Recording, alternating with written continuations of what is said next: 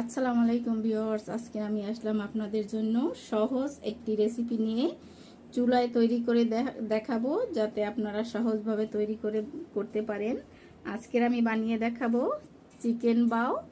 যদি আপনাদের কাছে এই রেসিপিটি ভালো লাগে অবশ্যই লাইক কমেন্ট শেয়ার করে সাবস্ক্রাইব করে পাশের বেল আইকনটি ক্লিক করে দিবেন। আর যারা ফেসবুক পেজ থেকে দেখছেন তারা আমার পেজটি লাইক কমেন্ট শেয়ার করে ফলো করে রাখবেন। আমি এই বাটিতে 3 কাপ প্যাকেটের আটা নিয়েছি। আপনারা চাইলে এখানে আটার পরিবর্তে ময়দা নিতে পারবেন। 1 টেবিল চামচ ড্রাই ইস্ট দিয়ে দিলাম। চিনি দিয়ে দিলাম আমি 2 টেবিল চামচ।